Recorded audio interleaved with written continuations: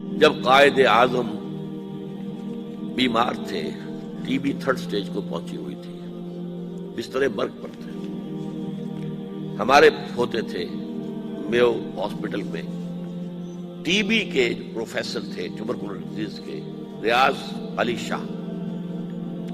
ان کی ڈائری میں انہوں نے ایک واقعہ لکھا ہے قائد اعظم کے بارے میں، وہ ذرا آپ سن لیجیے.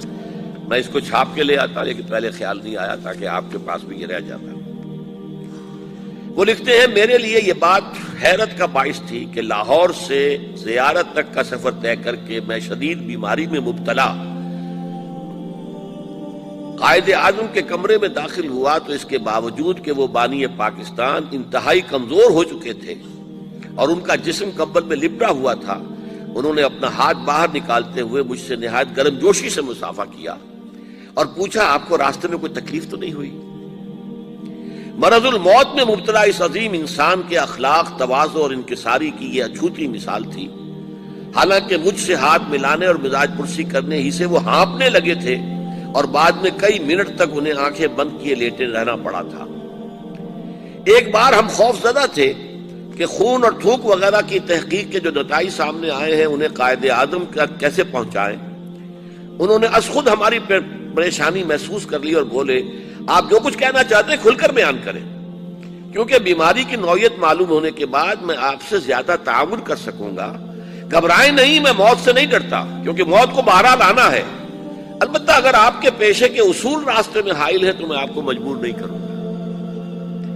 بر صغیر کے مسلمانوں کے ایک آزاد وطن سے روشناس کرانے والے قائد اعظم کا خدا پر ایمان اور اصولوں پر یقین ہمارے لیے خوشگوار حیرت کا باعث تھا. قائد اعظم بظاہر ان معنوں میں مذہبی رہنما نہ تھے جن معنوں میں ہم عام طور پر مذہبی رہنما کا لفظ استعمال کرتے ہیں، لیکن مذہب پر ان کا یقین کامل تھا.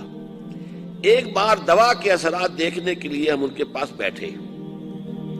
میں نے دیکھا کہ وہ کچھ کہنا چاہتے ہیں لیکن ہم نے بات چیت سے منع کر رکھا تھا، اس لیے الفاظ لبوں پر آ کر رک جاتے. اس ذاتی کشمکش سے نجات دلانے کے لیے ہم نے خود انہیں دعوت دی تو وہ بولے. اب یہ الفاظ ہے جس کے لیے میں نے یہ سارا پس منظر آپ کو سنایا.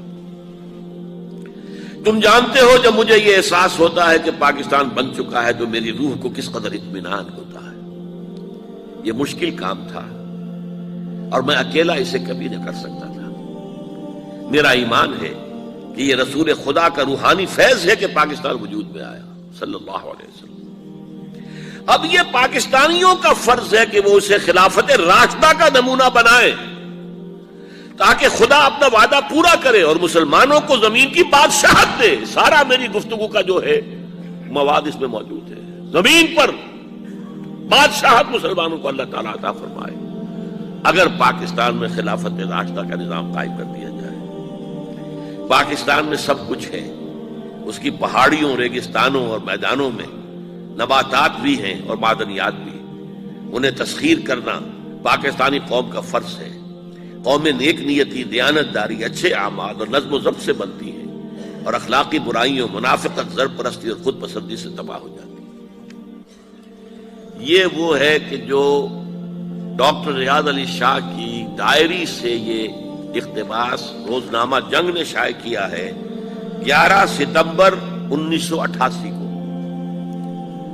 11 ستمبر 1948 کو قائد اعظم کا انتقال ہوا تو گویا کہ 40ویں برسی پر، قائد اعظم کی 40ویں برسی 11 ستمبر سن 88 کو جو خاص کوئی ایشو شائع ہوا ہوگا اس میں یہ واقعہ شائع کیا گیا جو پھر ہم نے وہاں سے لے کر ندائے خلافت کے کور پر شائع کیا تھا سرور پر. یہ تھا مقصد اس پاکستان کا.